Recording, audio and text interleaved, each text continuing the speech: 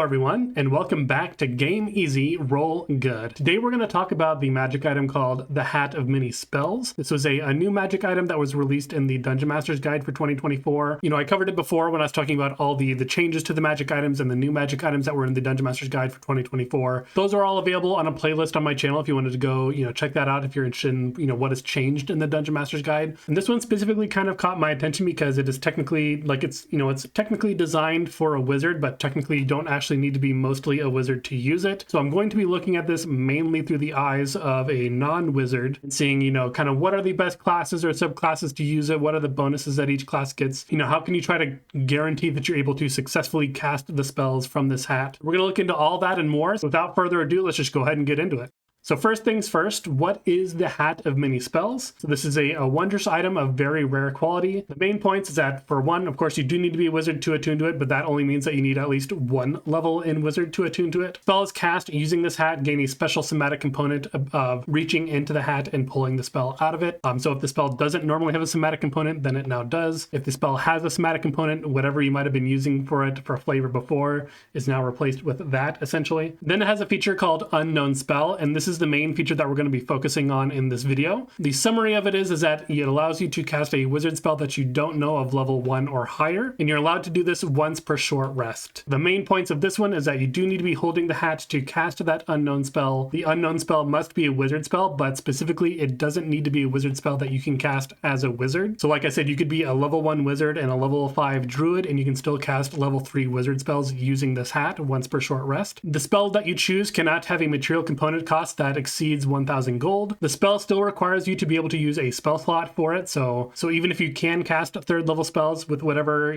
class combination that you are, if you don't have any third level spell slots left, you couldn't use this to cast a fireball, for example. And then in order to successfully cast this unknown spell, you do need to make an intelligence arcana check that is DC 10 plus the spell level. If you fail to make that check, there's a random table that is not included in the picture here of the description. Some of the things are positive things that can happen, some are neutral, some things are bad that can happen, like you being stunned for a round or something like that. Our goal when using this hat is to try to reduce the risk of failing that check. And again, we'll go into that in this video as well. And finally, spells cast from this hat use your wizard spell save DC and spell attack bonus. Because again, you can only cast wizard spells from this, and whenever you cast a spell from a class, you have to use that class's ability modifier for your spell save DC and its spell attack rolls. So one thing to keep in mind as well, that the Dungeon Master's Guide says that spells cast from magic items don't require components unless stated otherwise. While you can only choose spells that require a material component that costs 1,000 gold or less, you are not required to have that material component. Additionally, you can ignore verbal components. The only thing that you can't ignore, of course, is somatic components. Technically, you ignore the somatic component of the spell itself, but through the spellcasting focus feature on this item, you automatically have the somatic component of reaching into the hat and pulling the spell out. The only real impact of that is that does make spells cast from this hat counterable. Someone who's maybe has one level in wizard and the rest of their levels in sorcerer could still use subtle spell to presumably ignore this somatic component and thus make it uncounterable that way. But unlike most magic items that can cast spells from them that ignore all components of the spell, this one specifically always has a somatic component no matter what. So if we only have one level in wizard and we're trying to multi-class to kind of abuse this, let's say that we're in a one-shot that we get to choose specific magic items going into it, and we want to kind of try to use this to whatever great effect that we can, there are certain requirements that we need to hit. So let's take a look at what we need to do to use this hat as a mostly non-wizard.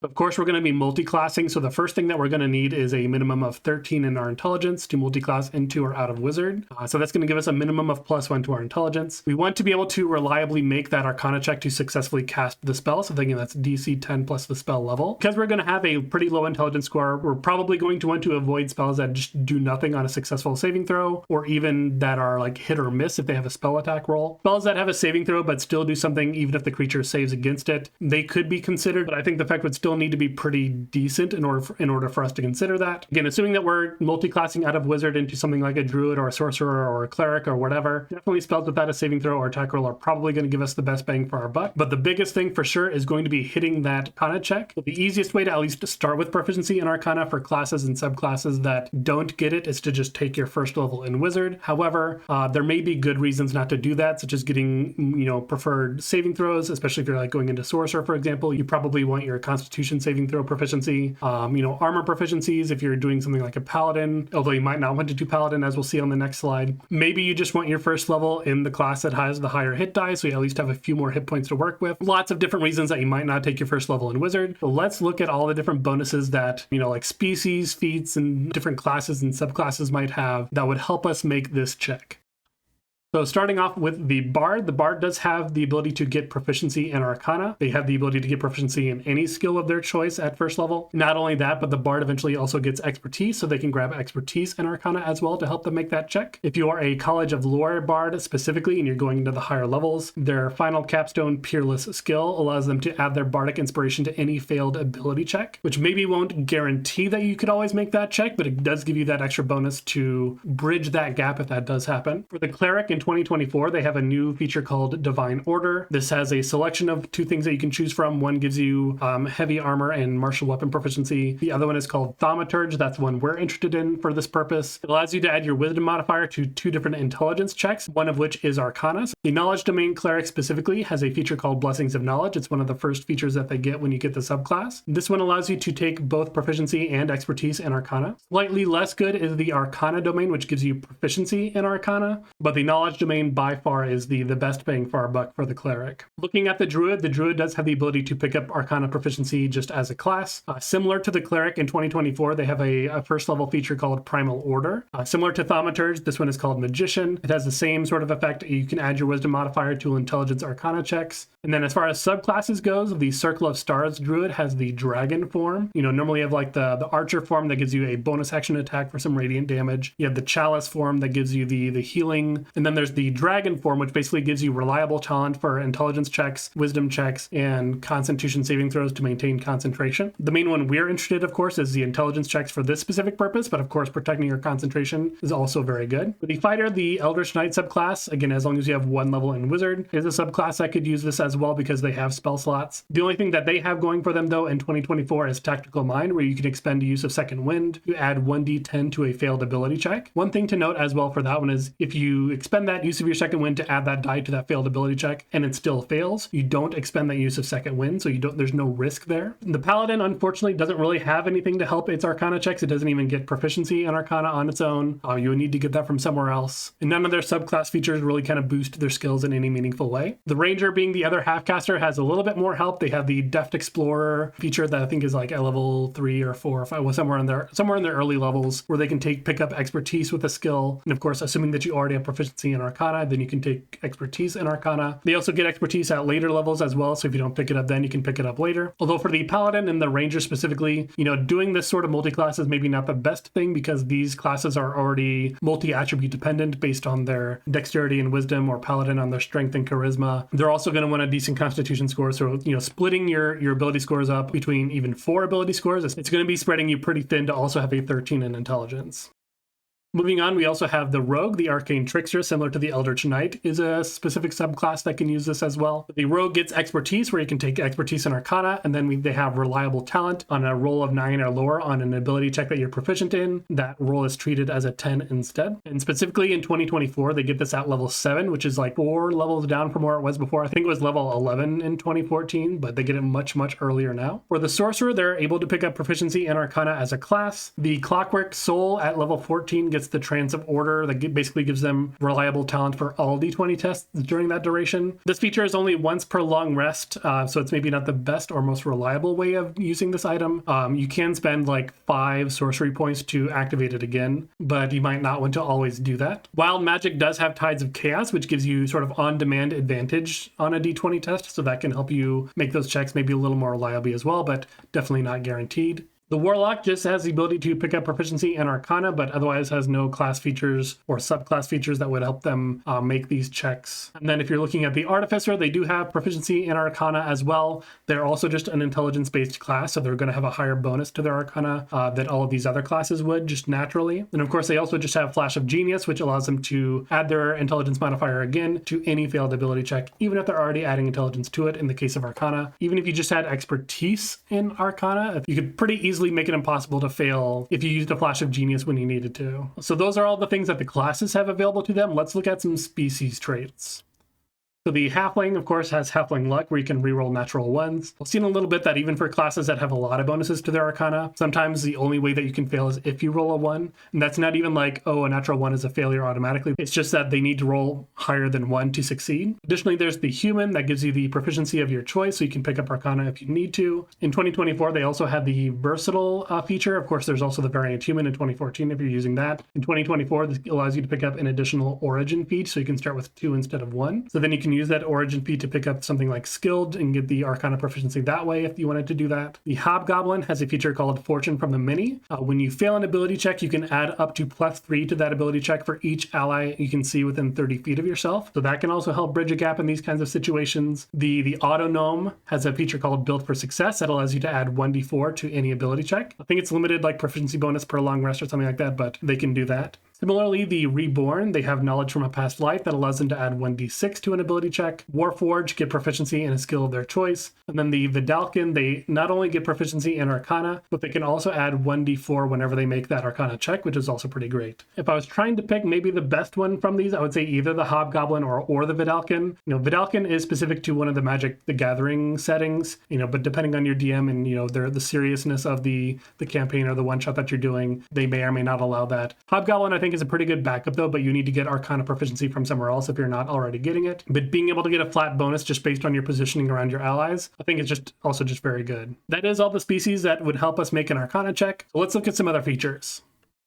So looking at some feats, we start with Adept of the Red Robes. This is specifically for the Dragonlance setting. It also has a prerequisite of a feat called Initiate of High Sorcery, where we need to make a specific choice with it. But the main part of this feature is that it basically gives you an on-demand reliable talent a number of times per long rest equal to your proficiency bonus. And again, a reliable talent-like effect is very good for our purposes. So again, if your DM is very lax with what kind of feats that they allow in their campaigns, this is something that you might consider if you're trying to do either this or something very similar to this, where you just need to make a very specific check reliably. There are other feats like the Magic Initiate, Cleric and Druid, Artificer Initiate, Scion of the Outer Planes, which is for Planescape, or the Strixhaven Initiate. All of these in one way or another can give you access to the Guidance cantrip. There's the Boon of Fate, which allows you to add 2d4 to a failed d20 test once per initiative or once per rest, short or long rest. Of course, you need to be at least character level 19 to pick that up, so that's probably not the one we want to be looking at. Similarly, we have the Skilled feat, Boon of Skill, Keen Mind, Prodigy, which is available to half-orcs, half-elves, and humans, or the Skill Expert feat. Any of these can either give us proficiency and or expertise in Arcana. And then finally, there's the Lucky and the Musician feats, which in 2024 are both Origin feats. Lucky, of course, gives you on-demand advantage, and then Musician gives you the Heroic Inspiration once per short rest. Heroic Inspiration is a reroll. It's not advantage particularly, but if you fail the check, then you can reroll it again. Then hopefully you would roll better the second time. For spells, I'm only really going to call out Guidance. There are probably many other spells that could help you make an ability check, but we don't really want to be casting spells in order to make it more reliable for us to cast other spells. Guidance is even kind of a stretch, but if you're casting a spell outside of combat, like if it's a utility spell or something like that, then you can cast Guidance before you try to cast that other spell. Or if you know you're about to go into combat, you can pre-cast Guidance on yourself so that your first round of combat, you can try to cast that spell out of the hat. So very situational, but it is something that you could technically use to make that check. And then the final thing that I want to cover on how to make this check would be the backgrounds. If you're looking for somewhere else where you can get the Arcana proficiency from. So if you're strictly following the 2024 backgrounds only, the Sage background specifically gives you the Arcana proficiency. And if you're looking for a different background from that, you can choose Charlatan, Noble, or Scribe. These all give you the Skilled Origin feat, which then you can use to pick up Arcana instead. So regardless of what multi-class you're choosing, whether you're Wizard into Druid or Wizard into Sorcerer or Wizard into whatever, between these 4 backgrounds, you can probably find one that also fits your ability score needs as well, because the ability scores in 2024 are tied to the backgrounds. I'm not going to cover the 2014 backgrounds just because there's a lot of ways that you can launder skill proficiencies in a way within the 2014 rules, but the 2024 rules technically got rid of that. So I at least wanted to cover those here. So we know all the ways that we can try to reliably meet that ability check in order to cast those spells. So let's look at a couple examples of, subclasses and how reliably that they're able to use this item.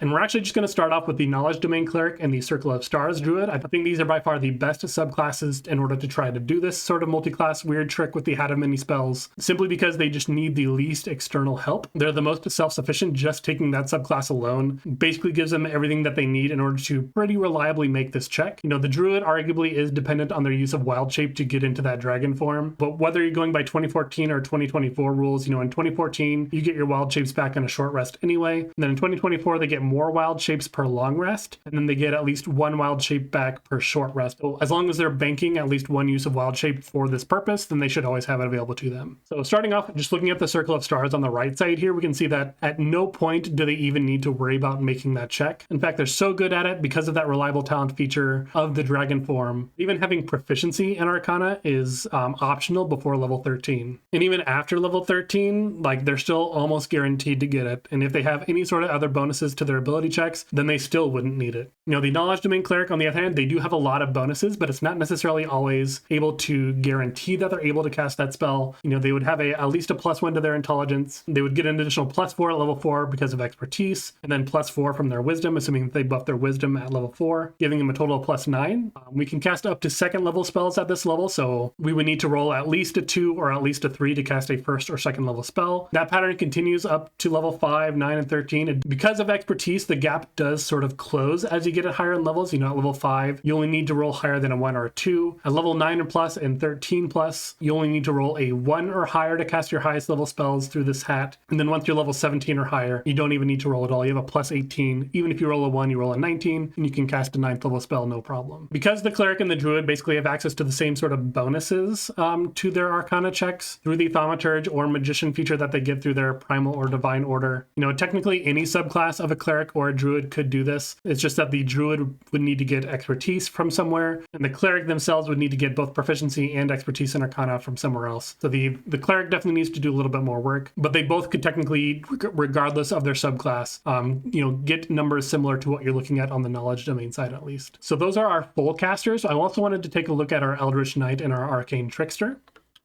So if you're looking at the Eldritch Knight, they're having, you know, a little bit more trouble casting those spells reliably. And they start at a 65% chance to be able to cast even a 1st level spell. But you can also see that as they level up, the chances of them succeeding kind of slowly increase to the point where their floor to cast a 4th level spell at level 17 or higher is a 70% chance, and that's before Tactical Mind. And that's assuming that they only have a +1 to their intelligence, assuming that they don't have expertise in Arcana from somewhere else if they were really trying to use this for whatever reason. Again, similar to the Ranger and the Paladin, I don't think that these subclasses would be the best targets for using the Hat of Many Spells. You definitely want to be using your full casters. But again, on the right side for the Arcane Trickster, we can see the power of reliable talent. And again, because they get it at level 7 in 2024, this comes online so much more quickly. And it's so good for the Arcane Trickster, in fact, because they only ever get access to 4th level spells at most, that even having expertise in Arcana isn't even necessary. You could even just have proficiency in Arcana, and that's just fine. So those are the subclasses that I wanted to highlight, but let's get into the actual spells and look at just sort of the level of utility that we would have access to if we had this item. So we're going to look at a couple different spell lists. I do split this first one between 2 slides because it is just so long. Of course, the requirement here is that we can't have material components that cost more than 1,000 gold. You know, in our lower level spells, we're not going to see that. In our higher level spells, that does lock us out of a few higher level wizard spells. And then in this first list that we're looking at, we're going to be looking at spells that don't have a save DC or a spell attack associated with it. If you see any bolded spells, those are spells that are only on the wizard spell list, in subclass spell lists notwithstanding, but mainly the wizard spell list. So level 1 has standouts like your Find Familiar, your Shield, Featherfall, of course, can come in clutch. Your Silvery Barbs, of course. You know, even just having a shield once per short rest, if that was a magic item, that would be a very good magic item still, especially for classes that don't normally have access to it. Again, you do still need to use a spell slot to cast a spell from this item. The item itself just gives you access to the wizard spell list once per short rest. Level 2 gives you things like Trolling with Arcane Lock. You can get Cloud of Daggers is actually pretty good for its level because it's guaranteed damage. Knock is very situationally useful. Sometimes you just really want it. That, you know, that's a spell that's hard to pick up sometimes because it's so rarely useful, but when it is useful, it's actually very useful. You know, you have things like See Invisibility. You know, there's just a lot of things here at level 2 that are just very, very good utility spells. At level 3, there's a lot of good things. You know, I think Catnap can very good in a pinch depending on your party composition and how much they benefit from short rests. Of course, you have your powerhouses like Fly and Haste, as well as many other good, very situational spells. Level 4 has the infamous Conjure Minor Elementals. Of course, because we're casting from a magic item, it is casted at its lowest level, so it's at its most balanced state at least. But you also have things like Dimension Door, Fire Shield, Greater Invisibility. Of course, lots of good things here that, again, don't require a spell save DC or an attack roll. Moving on to our higher level spells, at level 5 we have things like Circle of Power, Dance Macabre, Telepathic Bond, Pass Wall, Teleportation Circle. We're getting into the teleportation spells. Level 6, Create Undead can work on up to 6 corpses because it has a cost per corpse. Globe of Invulnerability, Magic Jar. Tasha's Bubbling Cauldron is a new one that can give your party a lot of situational bonuses as well. True Seeing is another good one. Soul Cage. Level 7, Plane Shift is a huge standout because, again, we are able to ignore the material components. So technically you could just plane shift without having to have the item that is attuned to the plane that you're going to. Your DM might rule otherwise, but technically that's how that works. Reverse Gravity's on here as well. Reverse Gravity does have a saving throw associated with it, but it specifically says that it is a dexterity saving throw, and if you succeed, then you grab on something that is anchored to the ground so that you don't go floating up into the air. But then it's like, okay, if there's nothing within their reach that they can anchor themselves to, then they just go up anyway. So at least the saving throw on this one is actually very situational. It is not going to be very common that you're going to have something that's anchored to the ground for you to grab onto. Level 8 gives you Anti-Magic Field. Maze is a pretty great one. Again, there is a check associated with it, but that check is not tied to your spell save DC. It is just a flat 20 intelligence check of some kind. Mind Blank is also another very good one. And then, of course, level 9, we have things like Foresight, Invulnerability, Time Stop is huge. And then, of course, Wish is a spell that kind of encompasses all spells. So that is all these spells that have no save DC or spell attack roll associated with them. But I also wanted to look at some spells that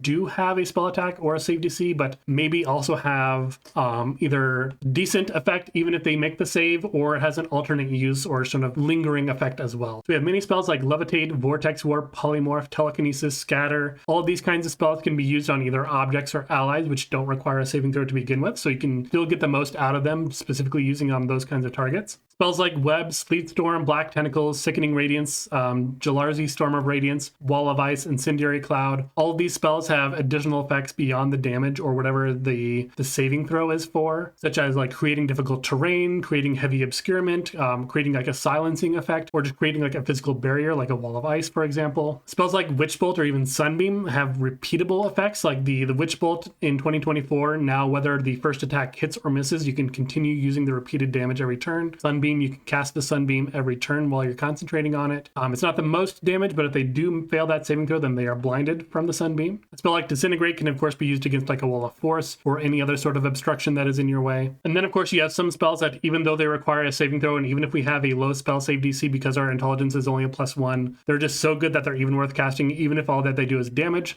This of course being things like Meteor Swarm, your Power Word Kills, which isn't even a saving throw, but if they are above 100 hit points, then they still take some damage. So maybe this one should go on the previous list, but either way. And then of course things like Prismatic Wall, they just have to make so many saving throws that unless they are guaranteed to succeed, they're eventually going to fail one of them. And again, these aren't all of the wizard spells. These are just the wizard spells that don't have a spell save DC or a spell attack roll, or if they do that, they have a pretty good effect. In addition to that, there are plenty of other good wizard spells that just do damage or just have a certain effect on a saving throw, that if your intelligence is higher from like a Circlet of Intelligence or whatever that magic item is that boosts your intelligence to 19, that maybe you have a little bit more reliable use of this magic item as well. And you know what? Immediately, this is probably not something that the vast majority of us are ever going to get a chance to do. Even myself, I would probably never get a chance to do this. I just thought this was a nice kind of fun, thought experiment to look into, like, how would this work if I was trying to build a character who wanted to use this item in a certain way if I was not a wizard doing it. It would definitely be something that's hard to plan for like a campaign, unless you were really working with your DM to do something very specific and your DM was allowing these kinds of shenanigans. I think it's much more likely that you could try this in a one-shot. I think you would probably want to know the nature of the one-shot. Like, is there going to be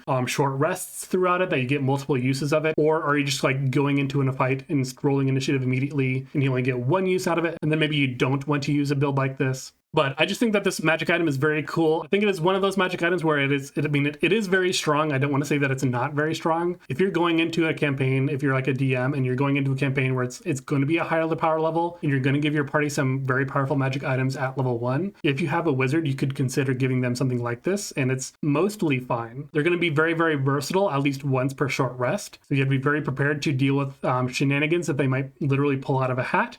But hopefully maybe someday I'll get to use it in some sort of build. Maybe it's just a pure wizard.